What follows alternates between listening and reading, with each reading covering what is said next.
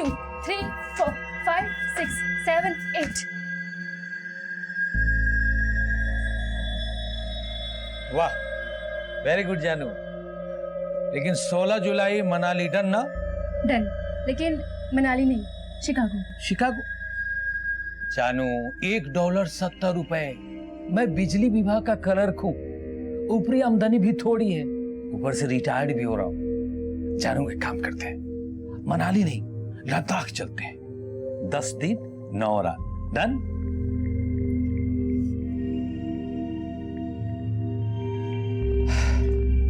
साला शादी ही नहीं करनी चाहिए। जी पैकेज तो अच्छा है, लेकिन थोड़ा डिस्काउंट कर देते तो अच्छा होता। क्या है ना, हम 2 लोग हैं। मालूम है कपल में 2 लोग होते हैं, लेकिन हम तो आपको हंसा के डिस्काउंट मांग रहे थे। जी जी, थैंक यू थैंक यू।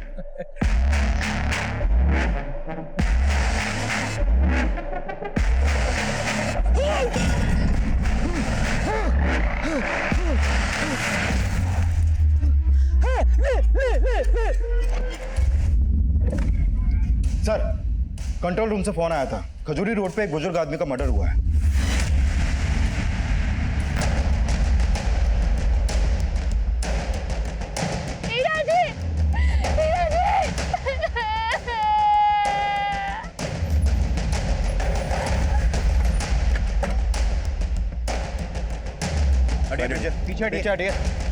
पीछे साइड में ले जाओ उनको।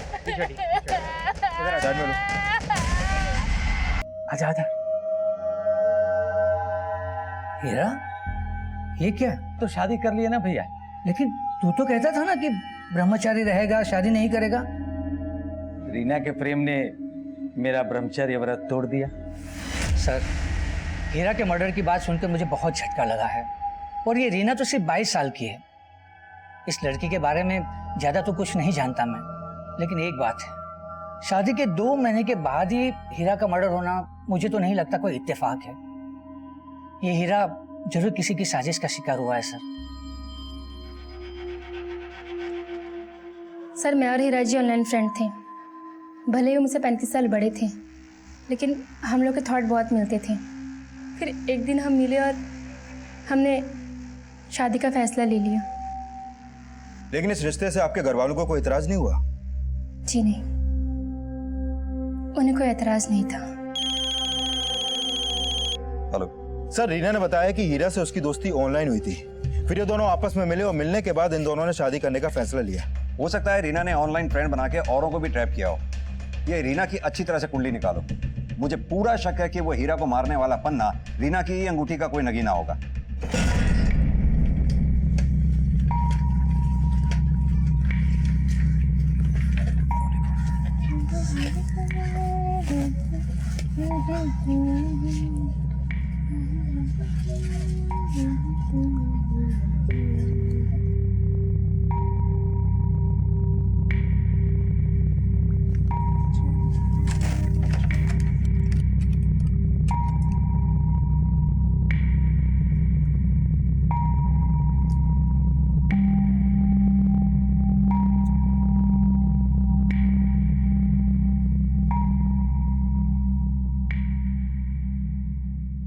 इतने पैसे लाता कहाँ से है रे तू?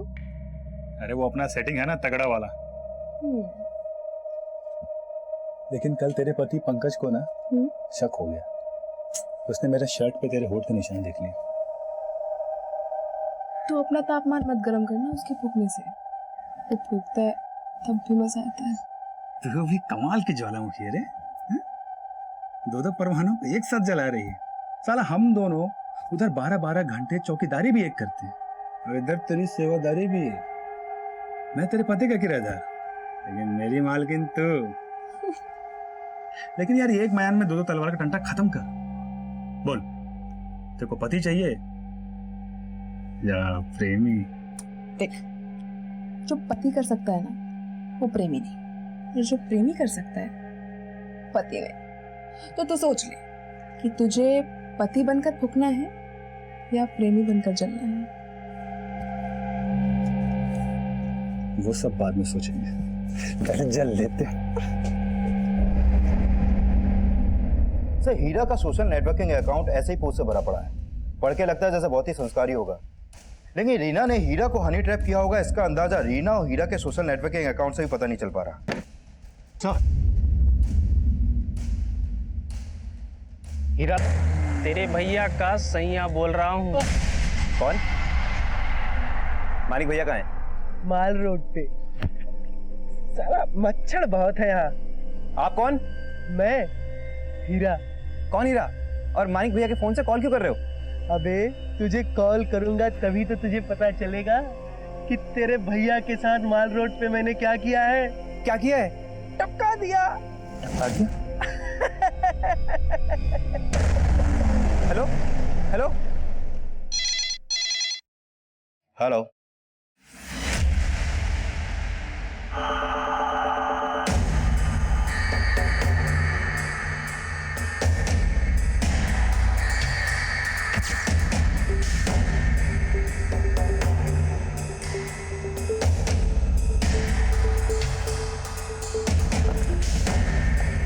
आइए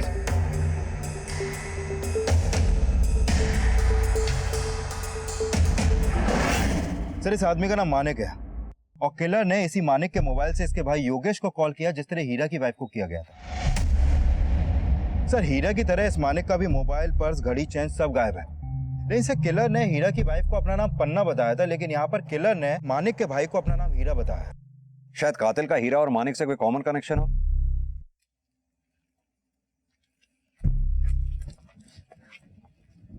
क्या तुम या तुम्हारा भाई मानिक किसी हीरा नाम के आदमी को जानते हो? नहीं सर। ये इसका नाम हीरा लाल है। इसका पिछले हफ्ते मर्डर हुआ था। क्या तुमने अपने भाई मानिक को कभी इसके साथ देखा था? नहीं सर, मैंने कभी नहीं देखा इस आदमी को। कबीर, भले ही मानिक का ये भाई योगेश हीरा लाल को नहीं जानता हो, लेकिन दोनों मर्डर्स की मोडस ऑपरेंडी सेम ही है। दोनों के मर्डर एक ही तरीके से हुए हैं। दोनों विक्टिम्स के साथ लूटपाट हुई है। हो सकता है दोनों का कातिल भी एक ही हो। अगर दोनों मर्डर्स में कोई बात अनकॉमन है तो वो ये कि मानिक के पैंट के जिप और बटन खुले हुए हैं, जबकि हीरा लाल की पैंट के जिप और बटन खुले हुए नहीं थे। क्या चक्कर हो सकता है? आपका मतलब मोलेस्टेशन से है? लेकिन सर हीरे सर जो सीसीटीवी फुटेज हमने देखी उसमें वो गार्ड बाइक पर बैठा था और उसका चेहरा भी क्लियर दिखाई नहीं दे रहा था। और हीरा और मानिक के बैकग्राउंड में भी उनका किसी भी कार्ड से कोई कनेक्शन नहीं है। सर, खबरियों से हीरालाल और मानिक का एक कॉमन कनेक्शन सामने आया है। 2 साल पहले तक हीरालाल सुखामा रोड पर आया जाया करता था। मानिक भी वहीं आता था।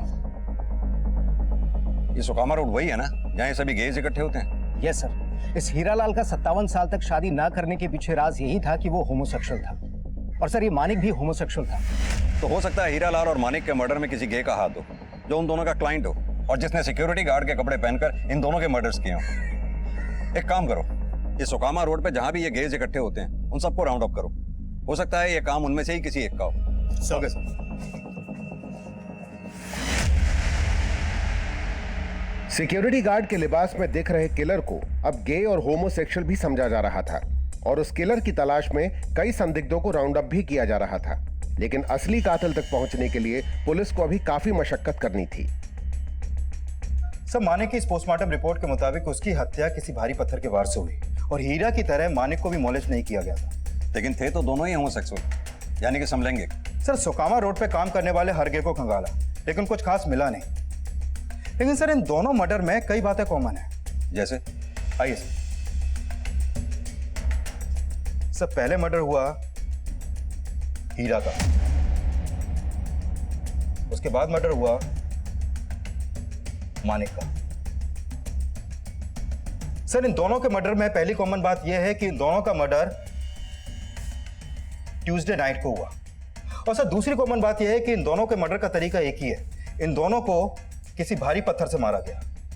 सर तीसरी कॉमन बात यह है कि इन दोनों के मर्डर करने के बाद किलर ने इन्हीं के फोन से इन्हीं के घर वालों को कॉल किया।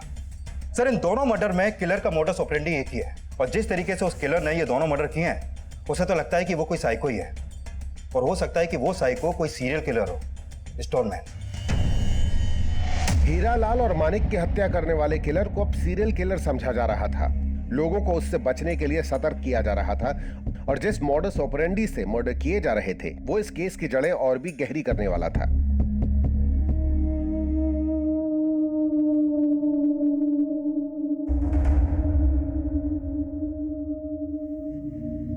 सर फिलहाल कोई ऐसा अपडेट नहीं मिला कि पन्ना या किसी और आदमी का मर्डर भी सेम मोडस ऑपरेंडी से हुआ। लेकिन सर मैं कुछ पुराने केसेस स्टडी कर रहा था। इसमें सामने आया है कि हीरा और मानिक के किलर की तरह ही 1989 में कोलकाता में 13 लोगों का मर्डर भी किलर ने पत्थर मार के किया था। और सर हीरा और मानिक का मर्डर भी पत्थर से ही हुआ था।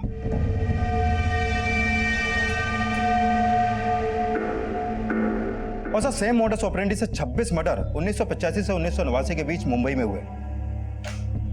सर कोलकाता में 13 और मुंबई में 26 मर्डर के पीछे एक ही आदमी का हाथ होगा, इसका अभी तक पता नहीं चल पाया सर। ये सभी 39 मर्डर केसेस अभी तक अनसॉल्व्ड हैं। जिसने भी मर्डर किए वो अभी तक पकड़ा नहीं गया सर।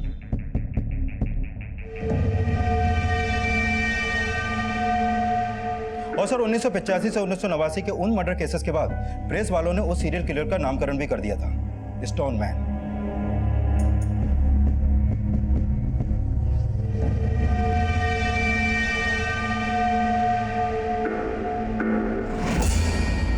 सर वैसा ही एक स्टोनमैन 2009 में भी सामने आया है। साल 2009 में गुजरात के राजकोट शहर में 3 लोगों का मर्डर भी इसी तरह पत्थर मार के किया गया था, जिस तरह हीरा और मानिक को मारा गया था। लेकिन सर राजकोट के इस स्टोनमैन को गुजरात पुलिस ने अरेस्ट कर लिया था। ये स्टोनमैन अब भी गुजरात जेल में है। लेकिन जिस स्टोनमैन को हम ढूंढ रहे हैं वो अभी तक फरार है। वो उन सीरियल किलर से ज्यादा अतरंगी है। वो लोगों की पत्थर मारकर और एक एक करके इन सबको मार के अपनी सनक निकाल रहा है। लेकिन सर ना तो हमारे पास उसका कोई फोटो है और ना ही कोई स्केच। वो सिक्योरिटी गार्ड है या नहीं ये भी कंफर्म नहीं है। सर इस किलर को ढूंढना समुद्र में सुई ढूंढने जैसा लग रहा है। कबीर एक काम करते हैं, राजकोट जेल में बंद उस कैदी से मिलते हैं जिसने इस सीरियल किलर की तरह पत्थर मारकर मर्डर्स किए थे। हो सकता है अपने एरिया के स्टोनमैन की कोई लीड उससे मिले। Right sir.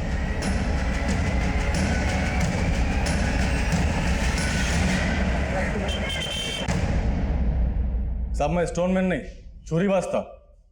चाकू की नोक पे लोगों को लूटना, फिर टपका देना। फिर मुझे पता चला रमन राघव का, सुना 54 लोगों का मर्डर किया। साहब मुझे रमन राघव से बड़ा क्रिमिनल बनना था, इसलिए उसके 54 मर्डर का रिकॉर्ड तोड़ने के लिए 3 लोगों को पत्थर मार के टपका डाला मैं। तेरे जैसा एक सनकी बाहर भी घूम रहा है जो लोगों को पत्थर से मारता है। तेरा कोई भाई भाई भी है क्या? मेरा कोई भाई भाई नहीं है। हाँ एक दोस्त था बबलू। जब मैंने 2 लोगों को पत्थर मार के टपकाया तब वो मुझे बोला कि तेरे से पहला मैं रमन राघव का रिकॉर्ड तोड़ेगा। अभी भी वो बाहर है साहब। एक बात बता, ये बबलू गे है क्या? अरे नहीं नहीं साहब, बबलू गे हुए नहीं है। गे तो अपना पुरोहित है। कौन पुरोहित? अपनी गैंग में था साहब। साहब हो सकता है बाहर ये बबलू और पुरोहित का कंपटीशन चल रहा है कि सबसे ज्यादा मर्डर कौन करेगा। उस स्टोनमैन को ढूंढने के लिए पुलिस बबलू और पुरोहित समेत कई खूंखार अपराधियों के क्राइम रिकॉर्ड स्टडी कर रही थी और इस कोशिश में कई ऐसे क्रिमिनल्स पकड़े भी गए जो काफी लंबे समय से फरार थे। लेकिन जिस स्टोनमैन को पुलिस ढूंढ रही थी वो अभी तक गायब था और उस तीसरे विक्टिम की पहचान भी अभी तक पता नहीं चल पाई थी।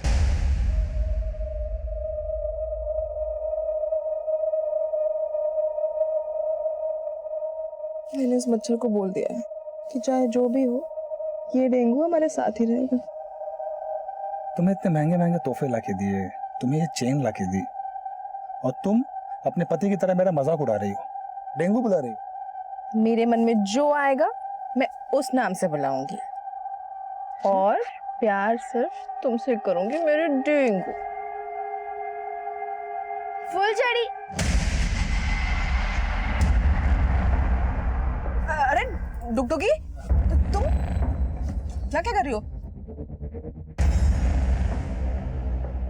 ऐसे मारोगे ना तो अपने भैया को और बड़ा चढ़ा के बताएंगे और इनका भैया तुम्हें कुछ करे ना करे लेकिन मेरी जान ले लेगा वो। इनको जान से मारना पड़ेगा। ठीक है, जैसे उसके कॉल रिकॉर्ड आते हैं तो इन्फॉर्म करना। सर जहांगीर थाने से फोन था। हसनपुर रोड पे जिस तीसरे आदमी का मर्डर हुआ था उसकी पहचान हो गई है। हसमुख नाम है उसका। हसनपुर में अकेला रहता था और हसमुख के बेटा बेटी बेंगलोर में रहते थे। लेकिन काफी टाइम से हसमुख का उनको कॉल नहीं पहुंचा तो हसमुख का बेटा हसनपुर आया, लेकिन उनके घर में ताला लगा था सर। और जब घर खुला तो देखा कि उनके घर में लूटपाट हुई थी। कबीर क्या ये पता लगा कि हसमुख होमोसेक्सुअल है या नहीं? सर फिलहाल तो ऐसा कुछ सामने नहीं आया है।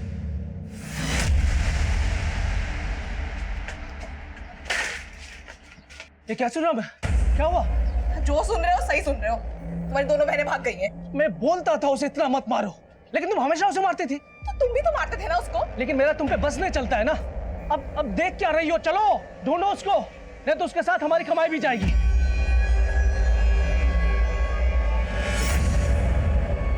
सर, ये हंसमुख के कॉल रिकॉर्ड। हत्या वाले दिन उसके नंबर से किसी को भी लास्ट कॉल नहीं किया गया था, बल्कि उसकी हत्या से 2 घंटे पहले उसके फोन पे एक नंबर से कॉल आया था। ये देखिए सर। और हत्या वाले दिन ये नंबर उसी एरिया में एक्टिव था जहां पर हंसमुख का मर्डर हुआ। सर, अभी ये नंबर नुसरतगंज में एक्टिव है। लेकिन ये नंबर है किसका? सर, अभी थोड़ी देर में पता चल जाएगा कि ये नंबर किसके नाम पे रजिस्टर्ड है और इसका फोटो भी सामने आ जाएगा। सर, ऑलरेडी मैंने अपनी एक टीम को नुसरतगंज में तैनात कर दिया है। हो सकता है ये नंबर यूज करने वाला स्टोन मैन ही हो। अरे फुलझड़ी और डुगडुगी को धरती तो निकल नहीं जाएगी ना। देख सुनीता, तू सच सच बता, कुछ छुपा तो नहीं रही है ना? अरे तुमको क्या लग रहा है मैंने मार दिया उनको? नहीं, तू मुझसे भी ज्यादा कमी नहीं है। तू उसे मार नहीं सकती लेकिन उसे बेच सकती है। अब बता क्या किया तूने? जबान संभाल के बात करो। अगर और एक शब्द बोला ना तो यही खड़े खड़े तुमको बेच दूंगी, समझे?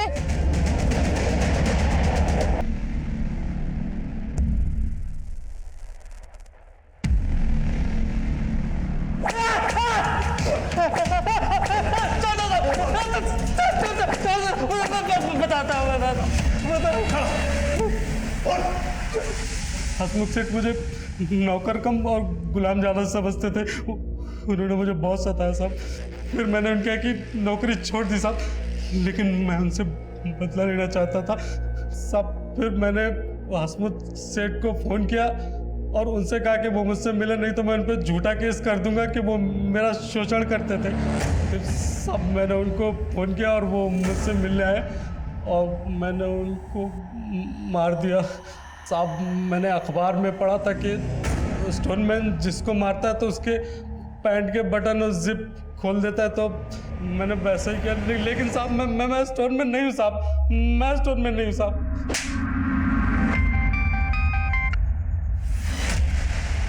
अरे सुषमा, कहाँ हो तुम? मैं कब से तुम्हारा इंतजार कर रहा हूँ, तुम अभी तक घर पर क्यों नहीं आई? क्योंकि सुषमा मरने वाली है। क्या बता रहे हो? कौन हो तुम? स्टोनमैन। स्टोनमैन? पुलिस वालों ने यही नाम तो दिया है मेरा। जल्दी से बसंतपुर रोड आ जा, तेरी बीवी को टपका दिया है मैंने। हेलो हेलो,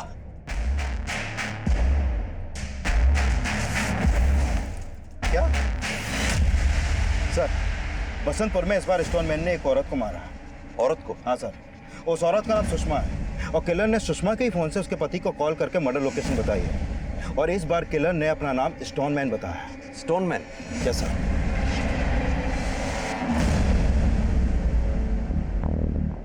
पहले की तरह इस बार भी पुलिस को क्राइम सीन से उस स्टोनमैन तक पहुंचने का कोई क्लू नहीं मिला और पुलिस सुषमा से जुड़े हर एंगल को इन्वेस्टिगेट कर रही थी। और इस बीच एक संदिग्ध उनकी नजर में आया। सर, सुषमा का मर्डर बसंतपुर में जहां पर हुआ था उस एरिया के एक सीसीटीवी में सुषमा कैप्चर हुई थी। उसके फुटेज इसमें है सर। दिखाओ।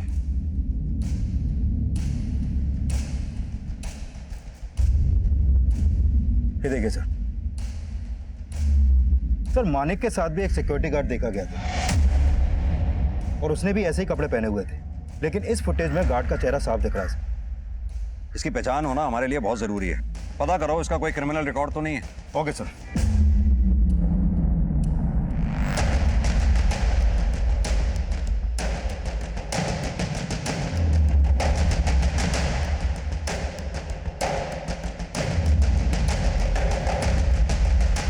सर, अगर ये स्टोनमैन इसी एरिया का होता तब तक तो इसकी पहचान पता चल गई होती। तो हो सकता है कबीर ये कहीं बाहर का रहने वाला हो, यहाँ क्राइम करता हो और वापस चला जाता हो। जिस जिस दिन भी मर्डर हुए हैं उस दिन के सभी रेलवे स्टेशन और बस अड्डे की सीसीटीवी फुटेज चेक करो। Okay sir.